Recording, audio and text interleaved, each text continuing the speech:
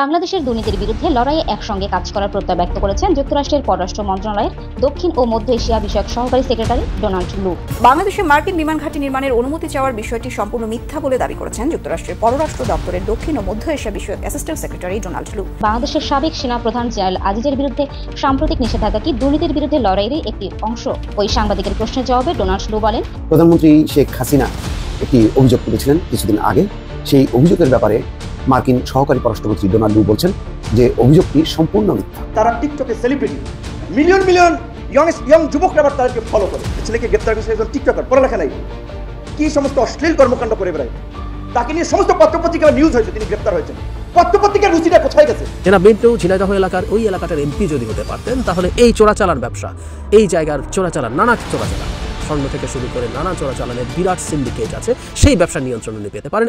আসসালামু আলাইকুম দর্শক, আজকের গুরুত্বপূর্ণ সংবাদে আপনাকে স্বাগতম। প্রিয় দর্শক, হঠাৎ করেই প্রিন্স মামুনকে নিয়ে মুখ খুলল ভিপি নূর। দর্শক, টিকটকার প্রিন্স মামুনকে নিয়ে ভিপি নুরুল হক নূর কি বললেন তা আজকের এই নিউজটি সম্পূর্ণ দেখলেই জানতে পারবেন। দর্শক, টিকটকার প্রিন্স মামুন লায়লাকে ধর্ষণ মামলায় গ্রেপ্তার হয়ে এখন কারাগারে আছে। দর্শক, সেই প্রিন্স মামুনকে কেন্দ্র করে এক চাঞ্চল্যকর তথ্য উপস্থাপন করেছেন গণ অধিকার পরিষদের নেতা ভিপি নুরুল হক নূর। তো দর্শক, সেই ভিডিওটিও আমরা দেখব এবং সেই সাথে ভিডিওর শুরুতেই যে অংশবিশেষগুলো দেখিয়ে শুরু করেছিলাম সেই ভিডিওগুলোর বিস্তারিত আলোচনা থাকছে আজকের নিউজটিতে। তাই বলবো ভিডিওটি না টেনে সম্পূর্ণ দেখুন। তো দর্শক, আমি আর বেশি কথা বাড়াবো না, চলুন দেখে আসবো আজকের কাঙ্ক্ষিত ভিডিওগুলো। তার আগে বলবো, যারা এখনও চ্যানেলটি সাবস্ক্রাইব করেনি অবশ্যই চ্যানেলটি সাবস্ক্রাইব করে পাশে থাকা বেল আইকনটি ক্লিক করে দিন। আর যারা ইতিমধ্যেই চ্যানেলটি সাবস্ক্রাইব করেছেন তাদেরকে অসংখ্য ধন্যবাদ। তো চলুন ভিডিওটিতে একটি লাইক দিয়ে আমরা পর্যায়ক্রমে সবগুলো ভিডিও দেখে আসি। প্রধানমন্ত্রী শেখ হাসিনা একটি অভিযোগ করেছিলেন কিছুদিন আগে। সেই অভিযোগের ব্যাপারে মার্কিন সহকারী পররাষ্ট্রমন্ত্রী ডোনাল্ড লু বলছেন যে অভিযোগটি সম্পূর্ণ মিথ্যা। একেবারেই বিপরীত ধর্মী বক্তব্য ডোনাল্ড লুর, এবং বলা যায় যে এটি প্রতিবাদের মতনই। তিনি বলছেন যে সম্পূর্ণ মিথ্যা।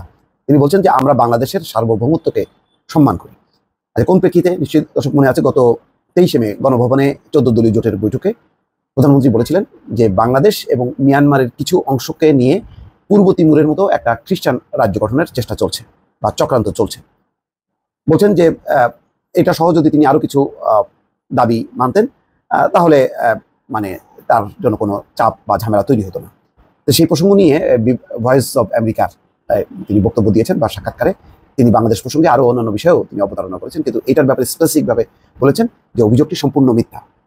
খবরে যেটি বলা হচ্ছে যে প্রধানমন্ত্রী গত 23 মে গণভবনে এক অনুষ্ঠানে বলেছেন বাংলাদেশ ও মিয়ানমারের কিছু অংশ আলাদা করে পূর্ব তিমুরের মতো একটি খ্রিস্টান জাতি রাষ্ট্র গঠনের চক্রান্ত চলছে। তিনি আরো দাবি করেন তিনি যদি বাংলাদেশে একটি বিমান ঘাঁটি স্থাপনের জন্য একটি দেশকে অনুমতি দিতেন তবে গত জানুয়ারিতে তাকে ঝামেলামুক্ত পুনর্নির্বাচনের প্রস্তাব দেওয়া হয়েছিল। প্রধানমন্ত্রী এই বিষয়ে নির্দিষ্ট কোনো দেশের নাম উল্লেখ না করলেও বাংলাদেশ ও দক্ষিণ এশিয়া সংবাদ মাধ্যমে ব্যাপকভাবে প্রচারিত হয় যে তিনি যুক্তরাষ্ট্রকে ইঙ্গিত করেই এই বক্তব্য দিয়েছেন। শেখ হাসিনা বলেন, অফারটি এসেছে একজন সাদা মানুষের কাছ থেকে। আমি যদি একটি নির্দিষ্ট দেশকে বাংলাদেশে একটি বিমান ঘাঁটি নির্মাণের অনুমতি দিতাম তাহলে আমার কোনো সমস্যা হতো না।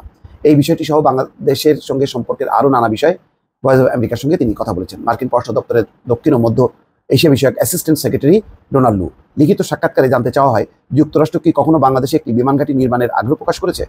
জবাবে ডোনাল্ড লু লিখেছেন, এসব অভিযোগ সম্পূর্ণ মিথ্যা। আমরা বাংলাদেশের সার্বভৌমত্বকে সম্মান করি।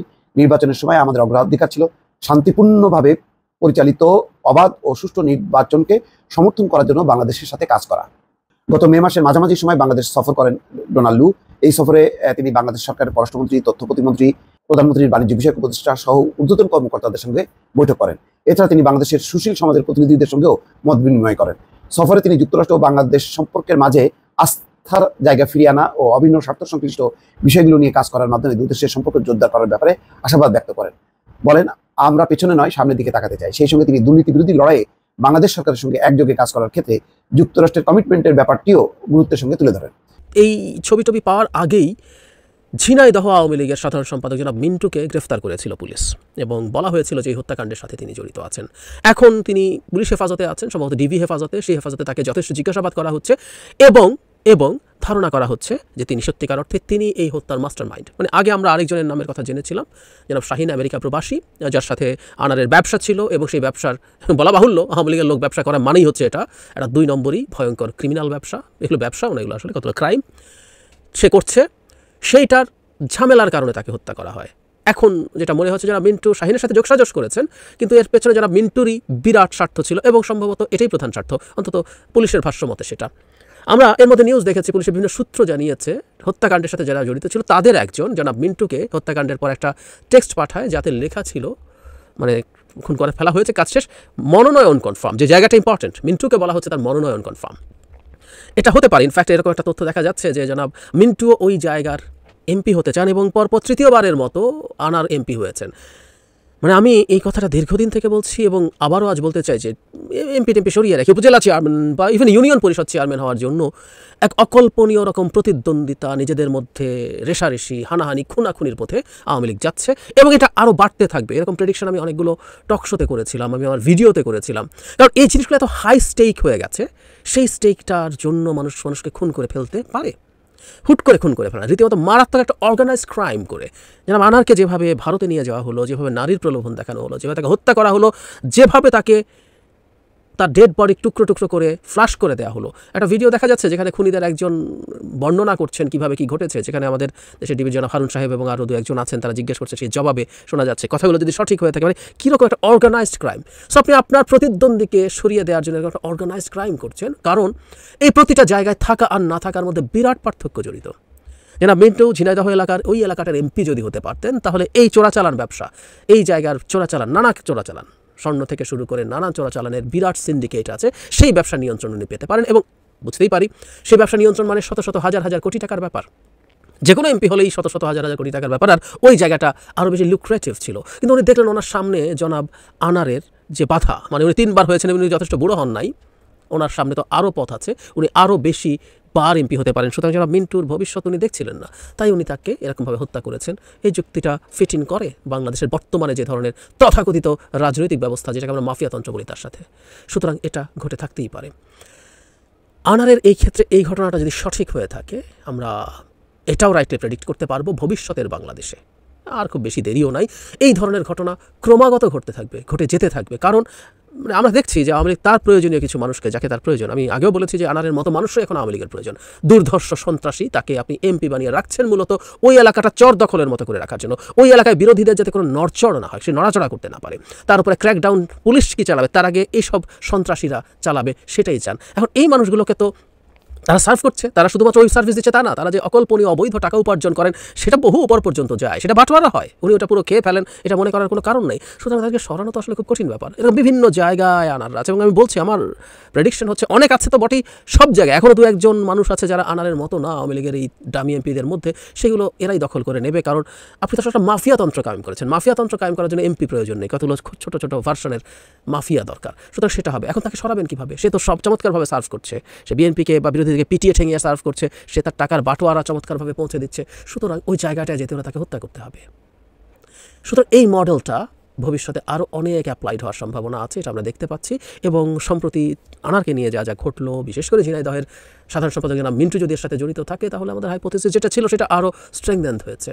বাংলাদেশের দুর্নীতির বিরুদ্ধে লড়াইয়ে একসঙ্গে কাজ করার প্রত্যয় ব্যক্ত করেছেন যুক্তরাষ্ট্রের পররাষ্ট্র মন্ত্রণালয়ের দক্ষিণ ও মধ্য এশিয়া বিষয়ক সহকারী সেক্রেটারি ডোনাল্ড লু।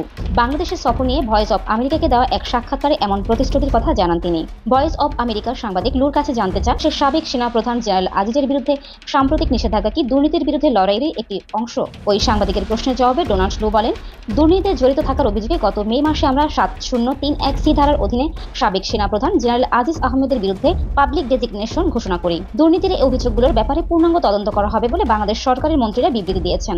আমরা এই ব্যাপারটি স্বাগত জানাই। অদূর ভবিষ্যতে অন্যান্য উচ্চ প্রোফাইলের বাংলাদেশি নাগরিকের উপরও দুর্নীতির সঙ্গে সম্পর্কিত এই ধরনের নিষেধাজ্ঞা যুক্তরাষ্ট্র আরোপ করবে কিনা ভয়েস অব আমেরিকার এমন প্রশ্নে তিনি বলেন, যখন আমাদের কাছে উল্লেখযোগ্য দুর্নীতির বিশ্বাসযোগ্য তথ্য থাকে, তখন আমরা সারা বিশ্বে নিষেধাজ্ঞা এবং ভিসা বিধিনিষেধের আকারে প্রকাশ্যে পদক্ষেপ নিই। আমরা বাংলাদেশের জনগণের সঙ্গে মিলে সব ধরনের দুর্নীতির বিরুদ্ধে লড়াইয়ের অভিন্ন লক্ষ্য অর্জনে একসঙ্গে কাজ করে যাব। বিরোধী দলের সঙ্গে দেখা না করার প্রসঙ্গে ডোনাল্ড লু বলেন, এটা প্রাক নির্বাচনের সময় নয়, তাই এবারের সফরে আমি রাজনৈতিক দলগুলোর সঙ্গে দেখা করিনি। তবে এটা সত্য যে গত বছর নির্বাচনের আগে আমি বিভিন্ন রাজনৈতিক দলের নেতাদের সঙ্গে গোল টেবিল বৈঠকের সুযোগ পেয়েছিলাম। কিছু ছেলেপেলে তারা টিকটকে সেলিব্রিটি, মিলিয়ন মিলিয়ন ইয়ং যুবকরা আবার তাদেরকে ফলো করে, কি সমস্ত অসামাজিক কাজকর্ম করে। তারা হচ্ছে এই সময় যুব সমাজের আইকন। একজন কাউন্সিলরের ক্যাডার, মোহাম্মদপুরে একটা ছেলে আছে বাইকার, খুব জনপ্রিয়, তার প্রায় ধরেন 24 লক্ষ ফলোয়ার আছে। মোহাম্মদপুরে একজন কাউন্সিলরের বলতে পারেন সে অ্যাক্টিভিস্ট, পান্ডা টিমের সদস্য, কিন্তু তাকে 24 লক্ষ যুবক ফলো করছে। তাহলে যুব সমাজ, তরুণ সমাজ কোন দিকে যাচ্ছে? একটা ছেলেকে গ্রেপ্তার করেছে, একজন টিকটকার, পড়ালেখা নাই, কি সমস্ত অশ্লীল কর্মকাণ্ড করে বেড়ায়, তাকে নিয়ে সমস্ত পত্রপত্রিকা নিউজ হয়েছে, তিনি গ্রেপ্তার হয়েছেন। পত্রপত্রিকার রুচিটা কোথায় গেছে? এইগুলো সমাজের আদর্শ হিসেবে, সমাজের মাঝে অনুকরণ হিসেবে প্রচার করা হচ্ছে।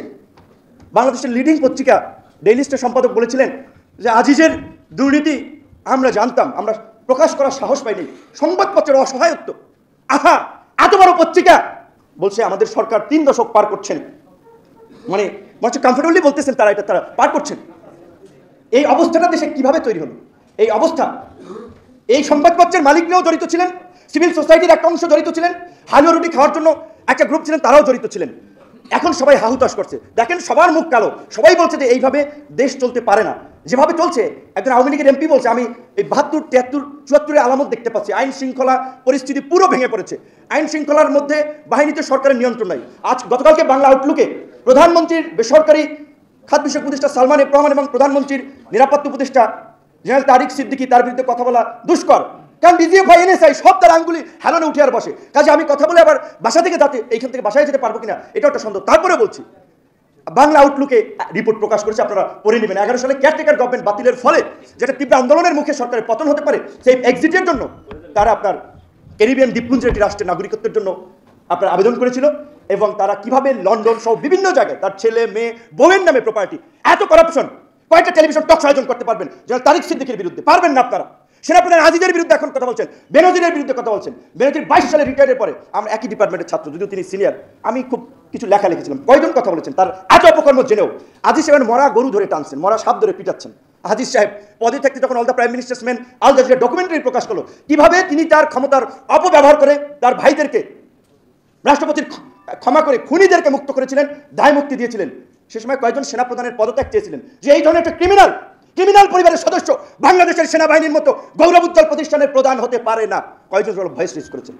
দর্শক, আমি আশা করছি আপনি সবগুলো ভিডিওই খুব মনোযোগ সহকারে দেখেছেন। আর এই ভিডিও সম্পর্কিত যদি কোনো তথ্য বা মতামত থাকে তাহলে অবশ্যই কমেন্ট করে জানাবেন। আজকের মতো নিউজটি ছিল এটুকুই, ফিরছে আগামী ভিডিওতে নতুন কোনো টপিক নিয়ে। আল্লাহ হাফেজ।